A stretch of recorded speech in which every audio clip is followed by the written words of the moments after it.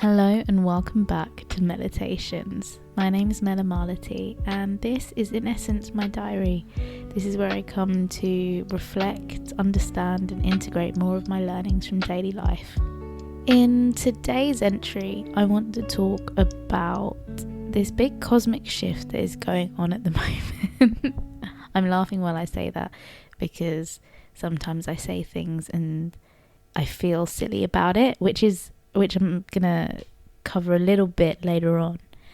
But for those of you that don't know, we just had the Lionsgate portal, which was on the 8th of August 2025. Now I don't know enough about it to really go into depth with it, with dates and planets and all the rest of it, but in essence what they say is Lionsgate is a period of each year where manifestations are the most potent and powerful. So your thoughts, your words, your expressions, everything has and carries more weight during this time.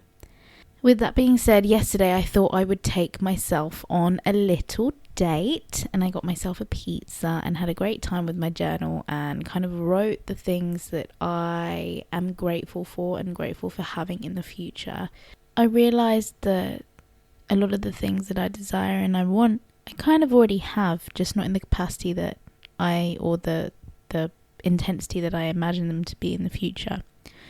And continuing to work towards those is going to be an interesting pursuit of, I don't know exactly what I'm pursuing, but I'm pursuing something, right? But with all that being said, I kind of want to get into what I wrote in my journal today, which was very interesting to me. So last night, I felt like there was a bit of a shift going on in my life.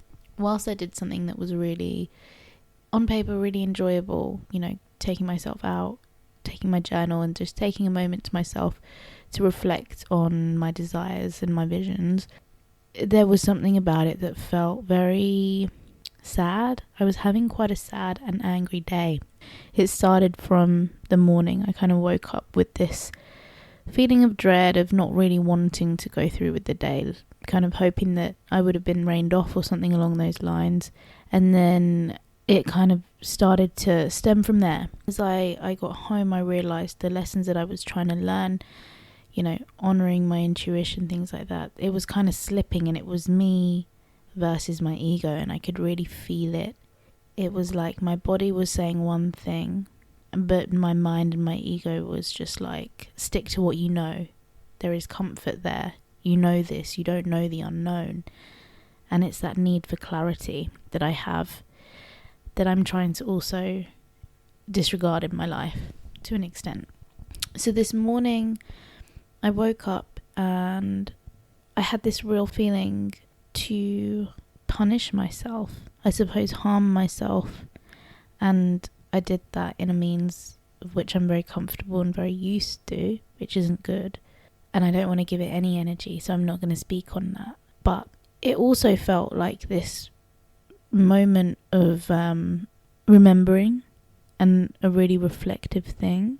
And I've said this in my last entry of how post-Aya life has felt like death and rebirth simultaneously and constantly. And this was one of those moments where it felt like it was rebooting again. And the way in which the growth will be from now will be in a different way, a different way than it was before. And that to me is kind of scary. I really felt when it was happening, because I could feel the shift happening whilst I was going through it. And I was like, I am going to go into a major period of darkness. I can feel it coming for me, and I can't avoid it. I can't deny it. I have to open the door, let it in and pass through it. And I don't know what that's going to look like, and I don't know how that's going to feel. Well, I know how it's going to feel. It's going to feel fucking terrible. But it also feels like it's an essential thing that I have to experience and go through. Yesterday I struggled to parallel park the ute and it sent me into a little bit of a tizzy. Not a tizzy. I was so calm. I was too calm. I was almost disassociated and numb, and that's how I'd been feeling all day, really. And it got to a point where I'd tried my best, and I had to call a friend to help me park. And I was like halfway out of the lane, and I just put my hazard lights on and just thought, fuck this, I'm not doing it. And then I recorded myself, and I recorded the feelings that I was going through at that present moment. And it was all to do with this desire to escape reality, this kind of not misunderstanding or misalignment with my reality, but just potentially that actually just not feeling in place, not like physically, but mentally. It was kind of this, I want to be exploring my mind, and I suppose I'm trying to escape and disassociate through other means again. And I could feel that slipping, and I thought, this isn't the right move for me. This is not what I'm supposed to do. So I've had to reflect on that and understand why I feel this need to disengage from people or disengage from myself, or whatever that might be, or what that might look like. So anyway, I'm going off on a tangent here, but after my relapse this morning, I felt called to journal again and write about this thing that I was experiencing, and I kind of want to share that with you. ChatGPT did help me out here. I got some prompts and some questions, because I just felt like there was questions that I need to ask myself, and I needed to I almost needed to channel myself, right? Because when sometimes you get so disassociated from your own feelings, your own thoughts, and your own mind, that you actually have to start answering questions from an external perspective, because it's easier to answer a question honestly when you pretend like it's not even you. So excuse me if this is odd. Actually, no, I'm not going to apologise for that. That's one of the things I've fucking written in here, so we're just going to crack on with it, really. But I wrote today, I probably need and manifested this because through discomfort comes growth. I think I believe in that wholeheartedly, and that's how all of my growth has come to be. And it's through the darkest episodes of my life where I've actually changed the most. So I know whilst this is going to be a very depressive and sad period of life potentially for me, it's also where I'm going to have the options to shift my perspectives and my patterns again. So question number 1 was, what am I being asked to release? And this is what came through. Expectations of people outside of myself. It brings nothing but suffering. When I see an individual, or I'm working with someone, or if I'm having a conversation with someone and it's not going in a direction that I want, or I'm not getting what I need from it, it's because I've put an expectation on that communication or that scenario or that relationship, that then I get frustrated and suffer at my own hands because of my own mind, because I've put this unspoken desire on this situation. It makes zero sense. That's one of the things that I need to let go of, is expecting anything. Life is as it is. You've just got to take it as it comes. There's no point sitting around and thinking that XYZ will happen or XYZ should happen. All you can do is control how you expect yourself to be.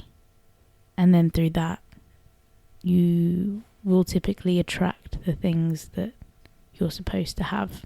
See? That's another expectation, right? My expectation of this current situation is that it be silent, but I live in a hostel, so how could it possibly be silent? And who's that causing suffering towards? Me, just myself, no one else. Perfect. Okay, the next one. Self-loathing and judgment, both of myself and others. So how I view and judge others is a reflection of what I do to myself. I've said this before. Danilo, fuck's sake. I fucking knew it was him. I know that the way, like I've admitted this in the past, that I am a very judgmental person, and I don't enjoy the fact that I don't want to be, I don't want to be judging other people for their decisions or whatnot. I don't think I really do, but usually when I judge someone, it's because I desire what they have in the first place. Or if actually, I don't tend to judge people who I don't aspire to be like. I just look at them and smile and take them as they are, and I appreciate their existence and what they're offering, or what journey they're on, because ultimately we all decide the things that we're going to do or be before we get here, and life is just a matter of remembering why we made those choices in the first place. And I'm getting so distracted because I can feel like someone's going to knock on the door. But anyway, I judge those who I'm like, well, they have something that I want, and the judge is coming from this fear-based, lack-based understanding of desire. That's fundamentally what it is. It's gluttony, it's jealousy. Is gluttony the right one? I don't know, but anyway, jealousy. What else am I being asked to release? Laziness, excuses to stay comfortable in my misery, because my misery is what I know, right? My misery is what's in front of me. It's what I've been experiencing. So it feels safe, it feels warm, it feels cozy. That's why it's so easy to get stuck in situations like that, because you don't know what the alternative is, right? You don't know whether it's going to be good or bad. So you see what you're experiencing is like a mid-level, like I can take it. It could be better, it could be worse, but I'll take what I have right now. And I noticed that I allow myself to make excuses for myself, because I also allow myself to make excuses for other people, whether that's them not showing up for me or themselves or whatever it might be. Me being like, yeah, just do that thing. Oh yeah, forget about that. Da, da, da. That's when I'm saying those words out loud to other people, it then makes it easier for me to say those words to myself. So that's something I want to eradicate. If someone comes to me and tells me that they want to achieve XYZ, I'm not going to hold them accountable, because that's not my job nor my role. I'm not a mother to them. But I will do my utmost to remember, or, see what's going on, and then doing that for myself is a starting point in all of that. Number 3, evidently I've forgotten that the number 2 exists here. Okay, number 2. Where am I abandoning myself for approval, love, or safety? Ooh, okay. I am making myself smaller, not holding faith in my beliefs. So, for example, when I talk about cosmic shifts and this, that, and the other, and I giggle after I say it, it's because although I believe in it and I have faith in these things, I don't have it in a strong enough way where I have gumption and confidence in what I'm saying. And I don't mean that I know that I'm right, but I feel like it's silly. I feel like what I'm saying is stupid, and I feel like the average person will look at me and think something of me, or think that I'm fucking ridiculous for having beliefs as this. I often come across very devout, religious individuals, and I'm enamored and in awe of how trusting they are and how open they are to talk about their beliefs, and regardless of whether they think I will judge them or not, they just have this ability to be so at peace and so like, this is fundamentally true. Like, I don't believe anything else. What else is the reality? Like, what do you mean? And for them to have so much strength in their faith is, as I said before, something that I really am inspired by, and something that I would like to apply to my own beliefs. Because it doesn't really matter what anyone else thinks about what you believe in, regardless of what that is, right? As long as you're not causing harm or doing harm, then so be it, right? And when I even talk about, it's full moon, so I feel like I'm dealing with life in this way, emotions are coming up, whatever it might be, depending on who I'm talking to. If I'm talking to someone that understands the things that I'm talking about at a base level already, I have this deeper openness and comfortability to talk about my feelings in an open way.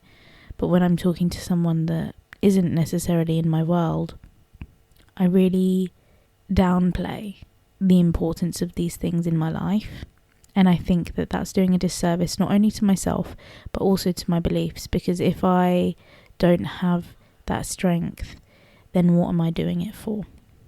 I didn't write that, but that's interesting.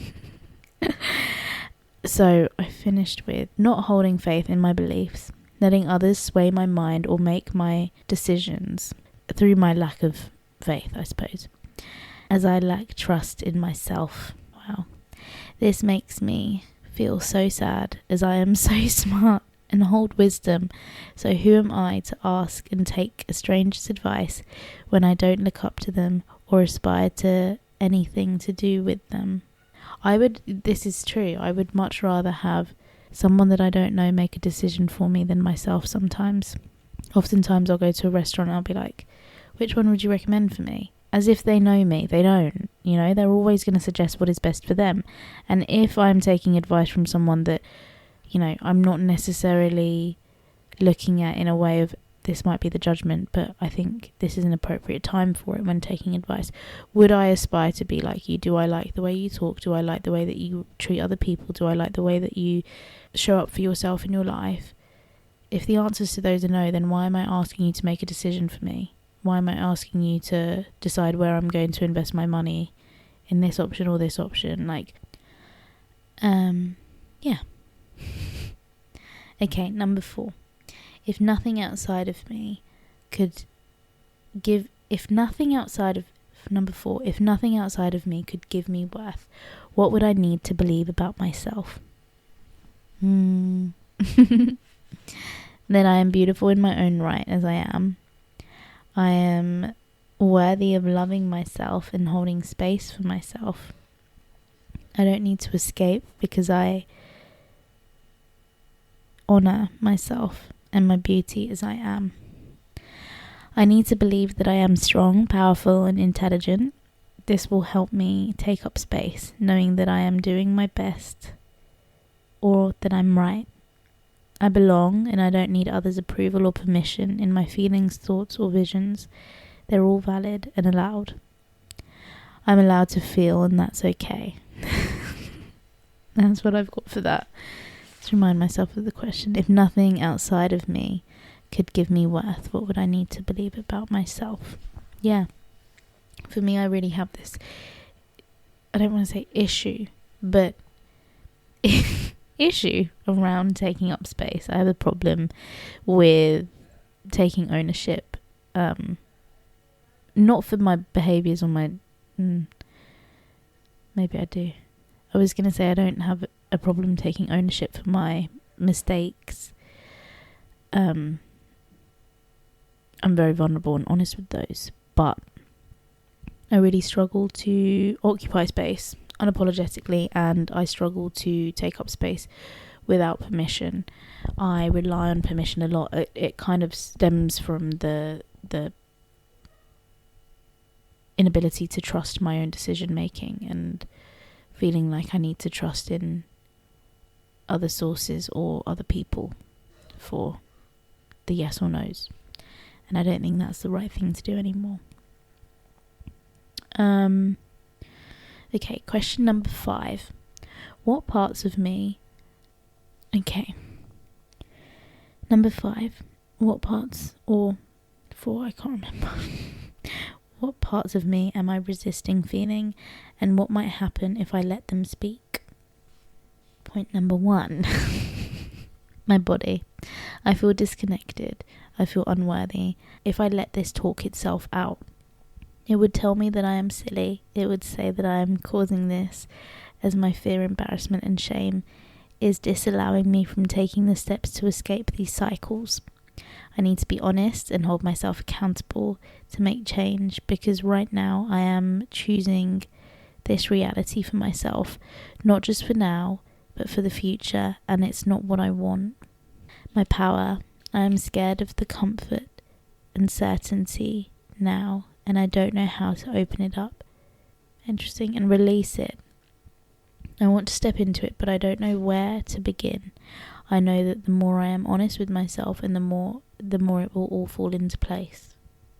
I think I meant to write, I'm scared of leaving the comfort and certainty of life as it is now, and then opening life up to something potentially new is scary because I don't know what the new will be. Okay, number 6. If my life burnt to the ground tomorrow, what would I rebuild first? Number 1, my routine, my body and my mind, and I'd like to build a nest. What am I, number 7, what am I clinging to? Because I don't trust the universe to replace it.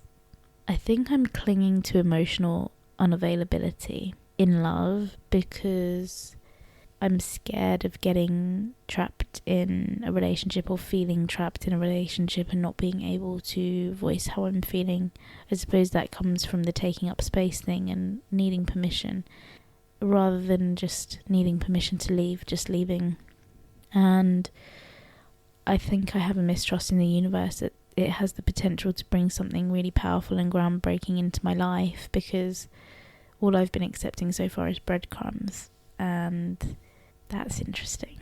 You know when you just start talking and it starts flowing and you're like, what the fuck? Where has that come from? But anyway, number 8, what would my life look like if I stopped negotiating my worth? I suppose this is more of a vision. I wrote, I'd bring joy and positivity to the world. I'd be healthy and beautifully dressed. I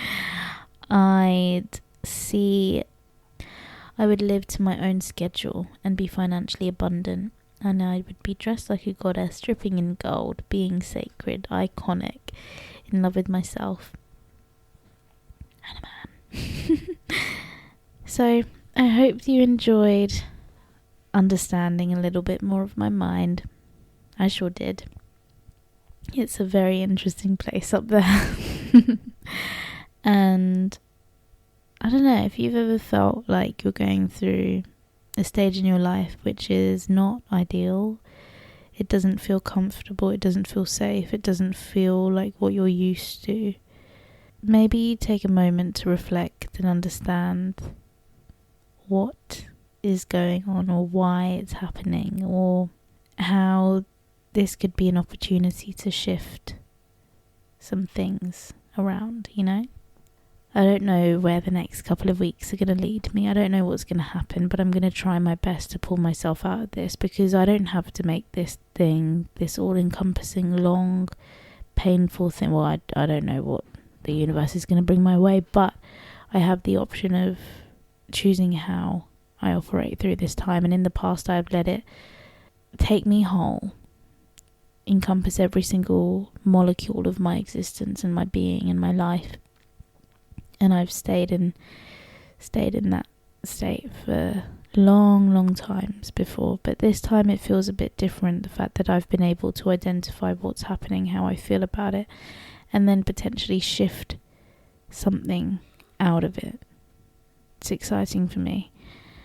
So I'm going to spend the rest of the day being very kind to myself.